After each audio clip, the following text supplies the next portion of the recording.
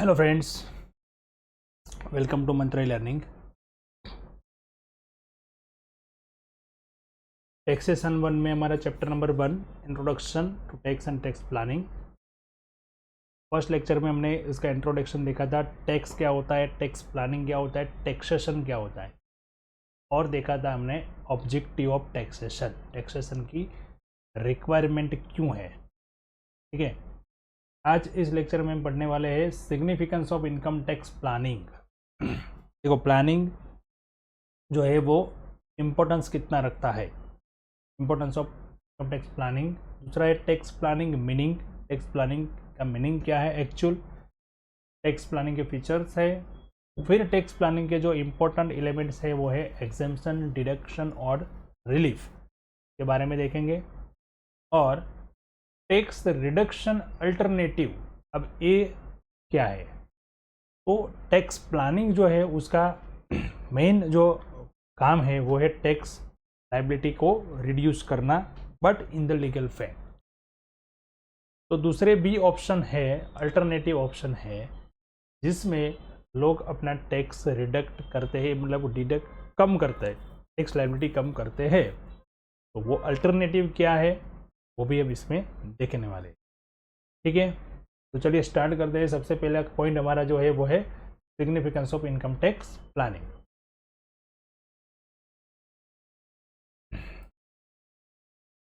Significance मतलब importance of income tax planning. Income tax planning का importance क्या है। तो इनकम टैक्स प्लानिंग जो इफेक्टिव किया जाए, effective tax planning ensure financial stability, एक फाइनेंशियल स्टेबिलिटी क्रिएट करता है income tax planning. Increased saving and the ability to achieve long term financial goal. अगर आपका कोई फाइनेंशियल गोल है, फाइनेंशियल प्लानिंग है, वो गोल अचीव करने के लिए सॉरी, वो गोल अचीव करने के लिए टैक्स प्लानिंग जब आपका इफेक्टिव होगा तो वो बहुत ही यहाँ पे आपका फाइनेंशियल गोल अचीव करने में आपको हेल्प करता है। It is a proactive strategy, yes, proactive strategy for building wealth and securing your financial future. अब देखो, कोई जॉब करने वाला पर्सन है, उसको सैलरी मिलती है, फिर उसको भी लगता है कि भाई मेरे को भी टैक्स भरना है। अगर मैं जॉब कब तक करूँगा, जब रिटायर हो जाऊँगा तब क्या करूँगा, रिटायरमेंट का प्लानिंग क्या है, बराबर। तो रिटायरमेंट का प्लानिंग क्या है, आफ्टर जॉब कंप्लीशन वो क्या करेगा, उसका फ्यूचर प्लानिंग क्या है। उसके लिए अगर वो प्रोएक्टिव मतलब पहले से एडवांस में जो प्लानिंग करे तो उसको टैक्स कम करना है और ऐसे ऐसे इन्वेस्टमेंट करना है कि जैसे उसकी वेल्थ भी बनती जाए और टैक्स की लायबिलिटी भी कम हो जाए। तो ये इंपॉर्टेंस है टैक्स प्लानिंग का। It allows you to take control of your finances and keep more of your money working for. Tax planning जो है वो आपके मनी, मतलब आपके जो फंड है, आपके पास जो फंड आता है, वो चाहे सैलरी से आता हो, बिजनेस से आता हो, कैपिटल गेन से आता हो, other sources, interest, dividend etcetera आता हो, उसके ऊपर कंट्रोल करता है।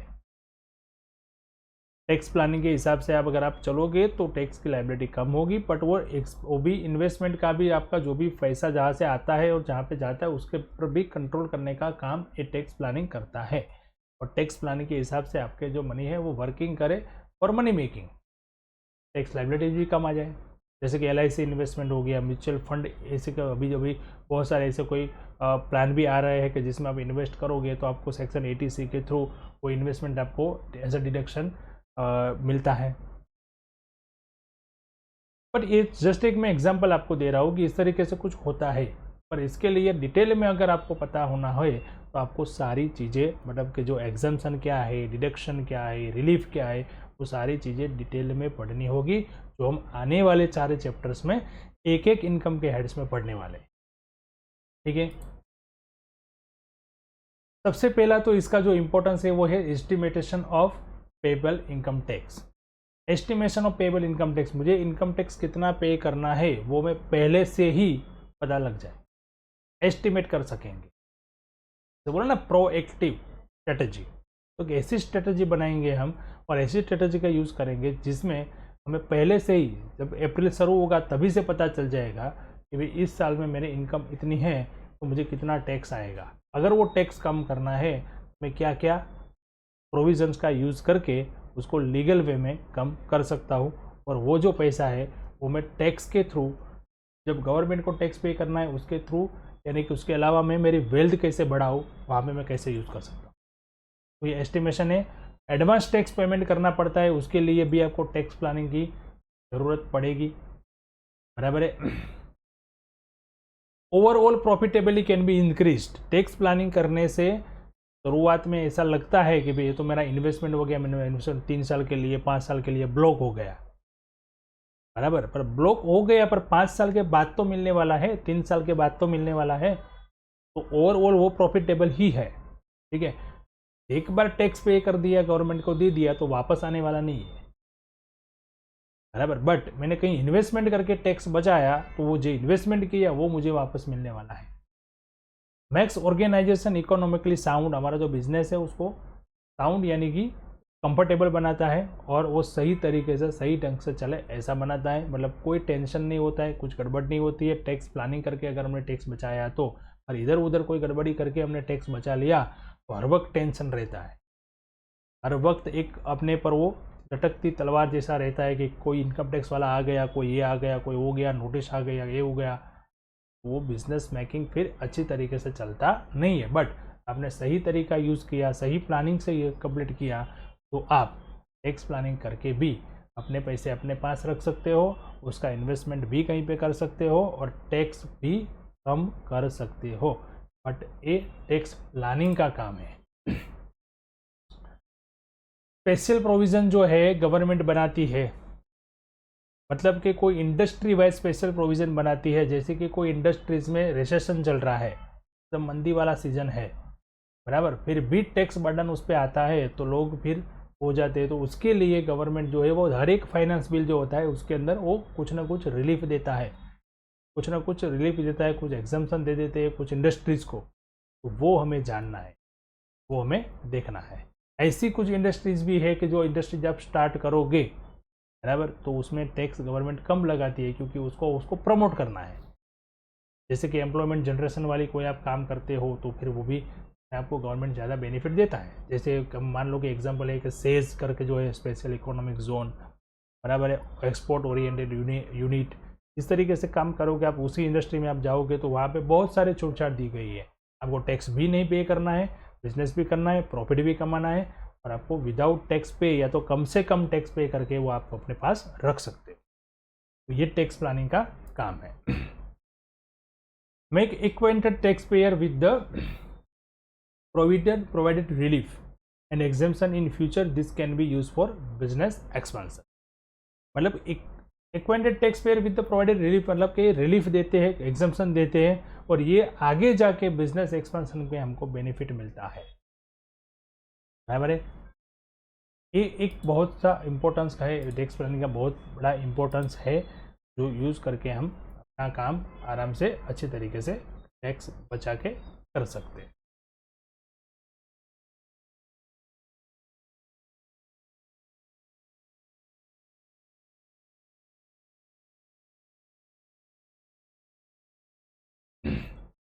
टैक्स प्लानिंग का मीनिंग क्या है? तो टैक्स प्लानिंग जो है ना, एक सिस्टम है, wonderful system, where tax payer with in the legal framework using deduction, exemption, allowances and relief of respective finance bill and reducing on tax liability.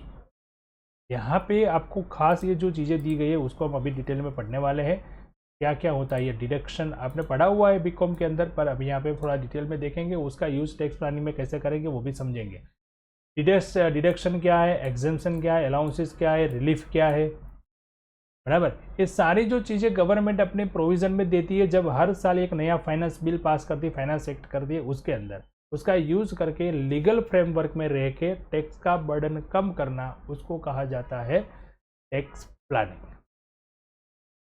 Tax planning कैसे होता है कि टेक्निक, उसका मतलब टेक्निक यानी कि जो सिस्टम हमको यूज़ करनी है वो एक एक हेडिंग के अंदर हम यूज़ करेंगे, बट यूज़ कैसे करना है इससे पहले उसके बारे में जानना जरूरी है। तो फीचर्स क्या है इसके? तो सबसे पहला फीचर है कि ये जो यूज़ होता है लीगल फ्रेमवर्क में, यानी कि हमको लॉ के ऊपर जाके कुछ काम करना नहीं है। Benefit of deduction, exemption, allowances, relief are obtain honestly, हाँ, ये ऑनेस्टली शब्द जो है ना बहुत भारी शब्द है। ऑनेस्टली क्यों? देखो डिडक्शन में एक चीज़ गवर्नमेंट ने बता दी कि भाई आप यहाँ पे इन्वेस्ट करोगे तो आप डिडक्शन मिल जाए, पर आपने इन्वेस्टमेंट किया नहीं है, पर आप अपने रिटर्न्स फाइल जब करते हो उसमें दिखा देते हो कि मैंने इतना इन्वेस्टमेंट कर दिया। ये गड़बड़ है, ये ऑनेस्टी नहीं है। और डिडक्शन ले लिया, टैक्स कम पे किया, ये लीगल फ्रेमवर्क में नहीं है। आपने जो जो भी डिडक्शन ली है, जो भी आपने एग्जाम्पशन ली है, जो भी आपने अलाउंसेस लिए है, उस सारे जो भी आपने यूज़ किए हैं उसके सारे डॉक्यूमेंटेशन आपको रखने हैं। डिपार्टमेंट आपको कभी भी मांग सकता है। तो अगर ऐसा कुछ काम कर दिया हमने, हमें मालूम पड़ गया कि भाई ये डिडक्शन मिलता है, ये इनकम जो एग्जाम्पशन होती है ये वो है, मालूम पड़ जाने से कुछ नहीं होता है। मालूम पड़ जाए, कब नॉलेज मिल जाए वो अच्छा है, तो हम यूज़ कर सकते हैं। बट एडवांस प्लानिंग करके उसको वो करके करना है। वो एक्ट किया नहीं है, इन्वेस्टमेंट किया नहीं है, अलाउंसेस मिला नहीं है, फिर भी हम अपने रिटर्न में दिखा देते हैं, हमारे कॉम्पिटिशन इनकम में दिखा देते हैं, तो ये ऑनेस्टली नहीं है। आपको जो भी डिडक्शन का यूज़ करना है, जो भी चीज़ें करनी है, उसका डॉक्यूमेंटेशन प्रूफ आपके पास होना चाहिए, और आपने जो किया है वही आपको बताना है। उसी तरीके से बोलते हैं ऑनेस्टली। ठीक है। Objective of tax payer is not tax evasion. Tax planning के अंदर टैक्स पेयर का जो इंटेंशन, जो ऑब्जेक्टिव जो होता है, वो टैक्स रिड्यूस करना होता है, टैक्स लायबिलिटी कम करना होता है इन द लीगल फ्रेमवर्क, पर टैक्स इवेजन नहीं होता है। टैक्स इवेजन मतलब टैक्स चोरी कर दी, एक जात की, एक टाइप की एक चोरी कर ली हमने, एक टैक्स बचा लिया, नहीं पे किया, कुछ मिस रिप्रेजेंट करके, कुछ डॉक्यूमेंटेशन तैयार करके, ये सब नहीं होना चाहिए tax planning. Purpose of tax payer is not taken unfair benefit. हाँ, गवर्नमेंट ने बेनिफिट दिए हैं आपको टैक्स प्लानिंग करने के लिए, डिडक्शन दिए गए हैं, एग्जाम्पशन दिए गए हैं, रिलीफ दी गई है, बट उसका अनफेयर यूज नहीं करना है, फेयर यूज करना है। इसी को टैक्स प्लानिंग कहते हैं। No violation of any provision by the tax payer. कोई भी प्रोविजन का वायोलेशन करना नहीं है। ऑल नेसेसरी डॉक्यूमेंट, जैसे मैंने पहले बताया, आपको साथ में रखने हैं। No loopholes of the system is used by the tax payer. No loopholes मतलब लूपहोल्स, यहाँ पे कोई भी गलती या एरर की गुंजाइश नहीं है। आप फिर ऐसे बचाव नहीं कर सकते, आपने कुछ पहले अनऑनेस्टली कुछ काम कर दिया, बराबर, फिर आप बोलोगे कि ये गलती से हो गया, ये एरर हो गई, ये क्लरिकल एरर हो गए, ऐसा नहीं चलता। ठीक है, ये है features of tax planning, tax planning का मीनिंग। अब देखो, तीन चीज़ें यहाँ पे बहुत इंपॉर्टेंट है। फर्स्ट है exemption, second deduction and relief. इन लोगों का ही मतलब कि इन तीन चीज़ों का आइटम का यूज़ करके ही हम टैक्स प्लानिंग कर सकते हैं, और हर एक फाइनेंस बिल में ये अलग अलग होती है। Finance act 1960 income tax act 1961 बनाया, उसमें भी है, पर हर साल बजट के अंदर फाइनेंस बिल जो पास होता है, वो फाइनेंस एक्ट हर साल बनता है, उसके अंदर ये चीज़ों में कुछ ना कुछ चेंजेस होता रहता है। कुछ नई एड ऑन होती है, कुछ रिमूव हो जाती है, कुछ में बेनिफिट बढ़ जाते हैं, कुछ बेनिफिट कम हो जाता है, वैसे। तो एग्जेम्पशन सबसे पहले क्या है? एग्जेम्पशन का मतलब होता है नो टैक्स लायबिलिटी, मतलब कि टैक्स पे करना नहीं है, उसको बोलते हैं एग्जेम्पशन। यानी under finance bill of respective year, हर एक ईयर के अंदर जो फाइनेंस बिल पास होता है, उसके अंदर certain source of income as being tax exempted. कुछ इनकम्स ऐसी होती है जिसके ऊपर टैक्स लागू होता नहीं है, उसको बोलते हैं एग्जेम्प्टेड इनकम। वो क्या क्या इनकम है वो हमें जानना है। तो जैसे कि यहाँ पे डिटेल में हम नहीं पढ़ेंगे, डिटेल में बताने जाएंगे तो एग्जेम्प्टेड में ही पूरा एक लेक्चर जाएगा। But listed under section 10, section 10 of the income tax act 1961, उसके अंदर दिया गया है। जैसे कि एक एम्प्लॉयर होता है, वो एम्प्लॉय को जो भी सर्विस लेता है एम्प्लॉय के पास से, और जो भी बेनिफिट देता है, जैसे कि ग्रेचुइटी हो गया, HRA हो गया, LTC, लीव इनकेसमेंट, ये सारी इनकम है, सैलरी की इनकम ही है, बट एग्जेम्प्टेड है, बराबर है। एग्जेम्प्टेड है का मतलब क्या हुआ कि इसके ऊपर टैक्स नहीं लगता। एज ऑन एम्प्लॉई आपको एम्प्लॉयर के पास से ये सब मिलता है, बट उसके ऊपर टैक्स नहीं लगता है। उसमें जो कुछ ऐसा होता है कि 100% एग्जेम्प्टेड है, कुछ 50% एग्जेम्प्टेड है, कुछ कुछ कोई पार्ट एग्जेम्प्टेड है, कोई पार्ट टैक्सेबल है, उसकी कंडीशन है सब, वो सब देखनी होती है। ये हो गया एग्जेम्पशन, ठीक है। अब होता है डिडक्शन। अब डिडक्शन क्या होता है? देखो, एग्जेम्पशन मतलब क्या हुआ कि इनकम जो है वो इनकम होती है पर उस पर टैक्स नहीं लगता, उसको बोलते हैं एग्जेम्पशन, यानी कि एक्सेप्टेड इनकम ऐसा बोला जाता है। अब डिडक्शन क्या होता है? तो डिडक्शन जो होता है वो इनकम नहीं होती, वो एक्सपेंस होता है या इन्वेस्टमेंट होता है। आपने इनकम कहीं और से कमाई पर आपने ये खर्चा किया तो उसके पे टैक्स नहीं लगेगा, मतलब कि आपकी इनकम में से वो आपका इतना पोर्शन माइनस हो जाएगा, यानी डिडक्ट हो जाएगा, इसलिए उसको बोलते हैं डिडक्शन। तो कहीं पे आपने कुछ एक्सपेंस किया या कहीं आपने कोई इन्वेस्टमेंट किया तो इसको बोलते हैं डिडक्शन। ये डिडक्शन जो है वो सेक्शन 80C के लेके 80U तक आपको दी गई है, Indian income tax act 1961। Different intention, अलग अलग इंटेंशन के हिसाब से अलग अलग, जैसे कि 80D जो है वो मेडिक क्लेम प्रीमियम, वो एक खर्चा हुआ बट नेसेसरी है अभी के टाइम में, हेल्थ इश्यू कभी भी हो सकता है, कुछ भी हो जाता है, तो मेडिक क्लेम प्रीमियम जो है वो एक जिम्मेदार पर्सन के लिए ज़रूरतमंद चीज़ है अभी, तो वो लेना ही पड़ेगा। जितना आप इसमें एक्सपेंस करोगे उतना आपको यहाँ पे डिडक्शन के हिसाब से बाद मिलेगा, आपकी इनकम में से उतना पार्ट कम हो जाएगा। 80E है जो एजुकेशन, जो हाई एजुकेशन के लिए हम लोन लेते हैं उसका इंटरेस्ट जो पे करते हैं वो है। अभी जो सम टाइम चल रहा है, नॉलेज का टाइम चल रहा है, हाई एजुकेटेड पर्सन होना ज़रूरी है, तो हाई एजुकेशन के लिए ज़रूरी 80G डोनेशन आप करते हो, कोई पॉलिटिकल पार्टी में आप फंड देते हो, या फिर हम देखते हैं कई सारे जो ट्रस्ट होते हैं, जो मंदिर होते हैं, वहाँ पे भी आप डोनेशन करते हो, तो वो डोनेशन भी आपको यहाँ पे डिडक्शन के तौर पे मिलता है, मतलब कि आपकी इनकम में से वो ना भाग माइनस हो जाता है, आपकी इनकम उतनी कम हो जाती है तो आपकी टैक्स लायबिलिटी कम होती है। रिलीफ क्या है? रिलीफ यानी जब कोई पर्सन की इनकम जो होती है वो इनकम बढ़ जाती है। कैसे? मान लो कि मेरे को कोई इनकम जो है वो आज मिलने वाली थी पर वो मिली नहीं, बट एक साथ मुझे कुछ टाइम के बाद मिली, तो उस साल में मेरी इनकम काफ़ी बढ़ जाएगी। और हमारा जो है ना वो क्या है, स्लैब रेट जैसा सिस्टम है। मान लो कि जैसे कि 3 लाख तक कोई टैक्स नहीं है, 3 लाख से 6 लाख तक 5% है, 6 लाख से 9 लाख तक 10% है, 9 लाख से 12 लाख तक 15% है, ऐसा स्लैब है। तो मेरी जितनी इनकम बढ़ेगी उतना मेरा टैक्स बढ़ेगा, वो 5% से लेके मैं 30% तक मैं जा सकूँ।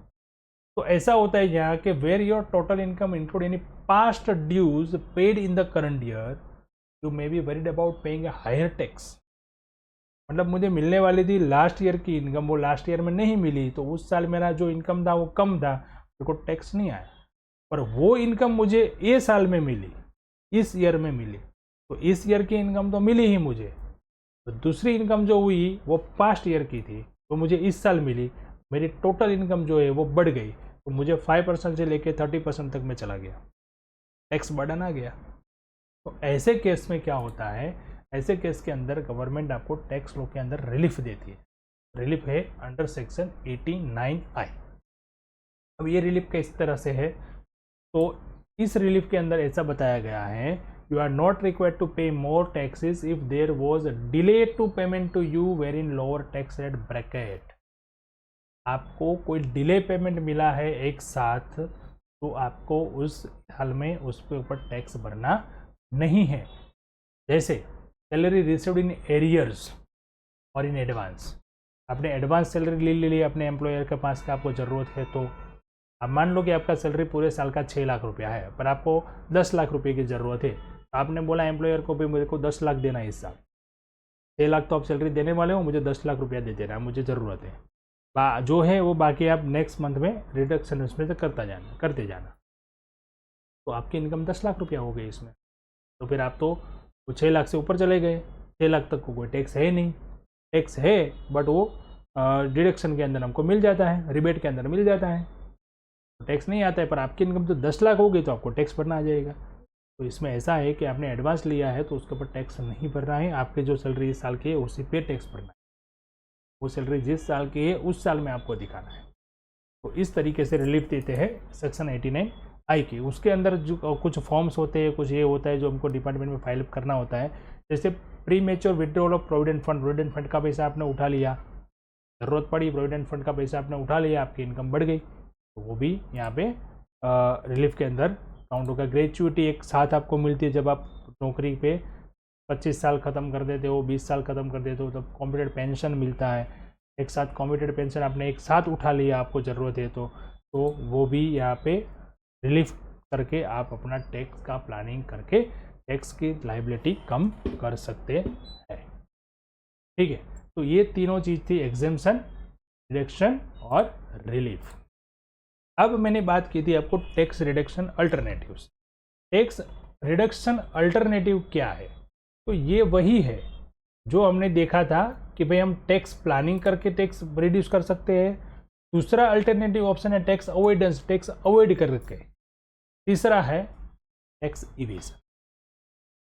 एक तो टैक्स प्लानिंग है ही हमारा जो लीगल फ्रेम में होता है। टैक्स अवॉइडेंस एक दूसरा अल्टरनेटिव है जिससे टैक्स लोग जो होते हैं अपनी लायबिलिटी कम करते हैं, टैक्स इवेजन करके करते हैं।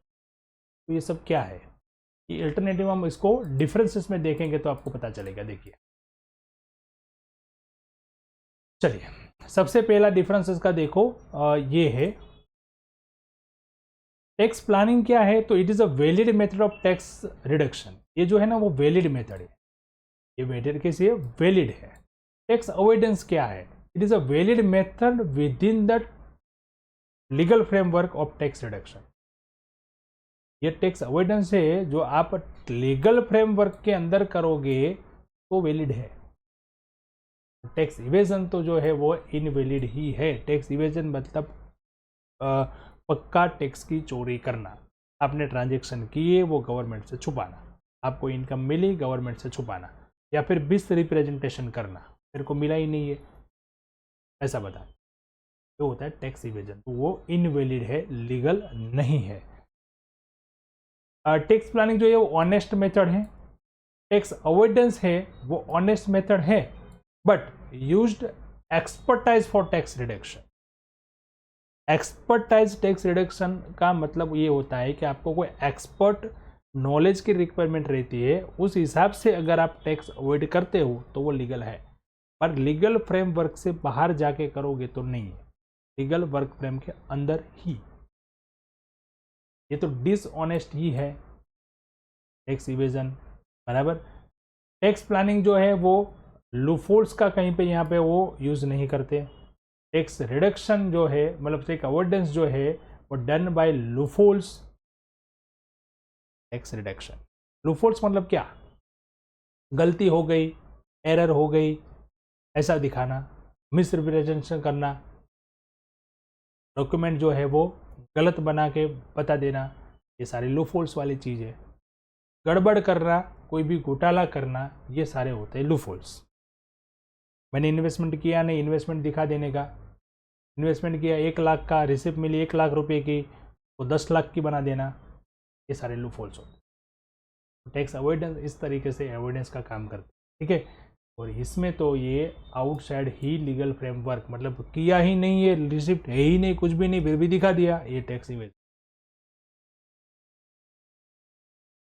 टैक्स प्लानिंग जो है वो claims are admitted by the tax authority on the basis of authentic documents. हम जो भी क्लेम करेंगे, जो भी डिडक्शन करेंगे, जो भी रिलीफ लेंगे, जो भी एग्जाम्पशन लेंगे, उसके प्रॉपर ऑथेंटिक डॉक्यूमेंट सबमिट करके लेंगे, ये टैक्स प्लानिंग है।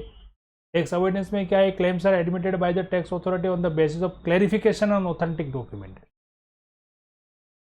टैक्स अवॉइड करना मतलब कि मुझे टैक्स पे नहीं करना है तो मैं कहीं से भी कुछ भी करके कोई डॉक्यूमेंट जो है वो क्लैरिफाई करूँ, डॉक्यूमेंट दे दूँ, ये कर दूँ, वो कर दूँ, बराबर, ये टैक्स अवॉइडेंस है। क्लैरिफिकेशन आप बाद में कर सकते हो जब डिपार्टमेंट ने मांगा तब, बराबर। ऑथेंटिकेशन आपको साबित करना पड़ेगा, ये डिफरेंस है दोनों में। Detailed investigation is done by tax authority. यहाँ पे कुछ हुआ तो डिटेल टैक्स अथॉरिटी के बाद डिटेल्ड में इंक्वायरी लगेगी, स्क्रूटनी आ जाएगी भाई, ये गड़बड़ है। There is no cross verification, यहाँ पे कोई क्रॉस वेरिफिकेशन की रिक्वायरमेंट नहीं है, आपने पहले से ही पूरे डॉक्यूमेंट दिए हैं और सब कुछ नीट एंड क्लीन है। यहाँ पे no need to undertake cross verification, यहाँ पे रिक्वायरमेंट नहीं है, बराबर। पर डॉक्यूमेंट जो आपने दिए वो सही है, आपको क्लेरिफिकेशन देना पड़ेगा। डॉक्यूमेंट ऑथेंटिक है वो आपको देना पड़ेगा। यहाँ पे वेरिफिकेशन की रिक्वायरमेंट नहीं है, पर आपने जो दिया है वो सही है, वो आपको अपने हिसाब से साबित करना पड़ेगा। यहाँ पे क्रॉस वेरिफिकेशन होता ही है, डन फॉर प्रोवाइडेड डॉक्यूमेंट। जो भी डॉक्यूमेंट आप देते हो वहाँ पे वो वेरिफिकेशन तो होता ही है। यहाँ पे रिलेशन होता है इथिक्स के साथ, यहाँ पे होता है एक्सपर्टाइज के साथ। यहाँ पे तो कुछ होता ही नहीं है, इथिक्स नाम की चीज़ ही नहीं होती, तभी तो इवेजन होता है, चोरी होता है। ये वैलिड है और नो पेनल्टी लगती, कोई पेनल्टी नहीं लगती है। यहाँ पे क्या होता है, तो benefit availed in legal frame, अगर लीगल फ्रेम में है तो कोई पेनल्टी नहीं है। यहाँ पे तो पेनल्टी मस्ट, कंपल्सरी पेनल्टी लगेगी ही, क्योंकि आप आउटसाइड लीगल फ्रेमवर्क में जा रहे हो। तो ये अल्टरनेटिव ऑप्शन है टैक्स अवॉइडेंस और टैक्स इवेजन। टैक्स अवॉइड करना का मतलब होता है कि मैंने टैक्स अवॉइड किया। कैसे अवॉइड किया, तो टैक्स अवॉइड करने का मतलब ये भी माना जाता है कि भाई मैंने प्रॉपर डॉक्यूमेंटेशन बना लिए या वो कर लिया, जो भी डिडक्शन है, जो भी रिलीफ है, जो भी वो मिलता है, उसके मैंने प्रॉपर एक्सपर्टाइज से मैंने सब कुछ तैयार करके सब कुछ बेनिफिट्स लिए और टैक्स कम किया, तो टैक्स अवॉइडेंस भी मानते हैं। बट वो एक तरीके से जो है वो ऑनेस्ट मेथड है, पर आपको उसको एक्सपर्ट वे से साबित करना पड़ेगा, एक्सपर्ट वे से आपको उसको समझना पड़ेगा और एक्सपर्ट वे से आपको वो करना है तब। यानी यू मान लो कि टैक्स प्लानिंग जो है वो एडवांस है और टैक्स अवॉइडेंस जो है वो बाद की प्रोसेस। सब कुछ कर दिया मैंने, फिर उसके बाद में मैंने कुछ टैक्स प्लानिंग किया, मतलब कि टैक्स बचाने के लिए कुछ डॉक्यूमेंट रेडी किए और कोई डॉक्यूमेंट बनाए, कुछ मैंने इन्वेस्टमेंट किया, कुछ एक्सपेंस किया, तो वो आपको साबित करना पड़ेगा। अगर पहले से प्लानिंग करके किया है तो कोई दिक्कत नहीं। ठीक है फ्रेंड्स, तो चलिए अभी नेक्स्ट लेक्चर में हम देखेंगे इसके आगे का पार्ट। अभी तक के लिए इतना रखते हैं, अब आगे जाएंगे हम। इससे पहले ये सब जो चीज़ें आपने पढ़ी है वो आपको ध्यान से समझनी है और एक बार पूरी तरीके से रीड कर लेनी है, और ये आपको नोट्स ज़रूर बनाना है फ्रेंड्स, नोट्स ज़रूर बनाएंगे। ये आपको एग्ज़ाम के लिए नहीं, आपको फिर अपनी लाइफ के लिए भी काम में आने। ठीक है, चलिए मिलते हैं नेक्स्ट लेक्चर में। Thank you and have a good.